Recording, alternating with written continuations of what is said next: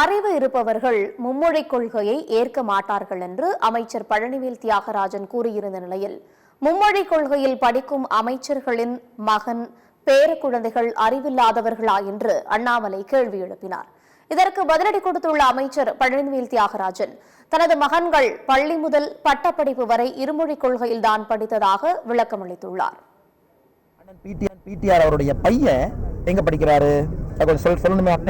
ஏன்னா அறிவுள்ளவர்களான்னு ஒரு வார்த்தையை கேட்டிருக்கார். ஒரு அமைச்சர் அறிவுள்ளவர்கள் ஏற்றுக்கொள்ள மாட்டார்கள் சொன்ன பிறகு அந்த அமைச்சர்கிட்ட திரும்ப நான் கேட்கிறேன், உங்கள் மகன் எந்த பள்ளியில படிக்கிறான்? அப்ப உங்க மகன் 3 மொழி சொல்லிக் கொடுக்கக்கூடிய பள்ளியில படிக்கிறானா? உங்களுக்கு அறிவில்லைன்னு தானே அர்த்தம். அமைச்சர் பிடிஆருடைய பசங்க எத்தனை மொழி படித்தார்கள் என்று சொல்லட்டும். என் 2 பசங்களும் எல்கேஜிலேருந்து ஸ்கூல் முடிக்கிற வரைக்கும் இரட்டை மொழி கொள்கையில் தான் படித்தார்கள். யாருக்கெல்லாம் விளக்கம் தேவையோ எடுத்துக்கட்டும்.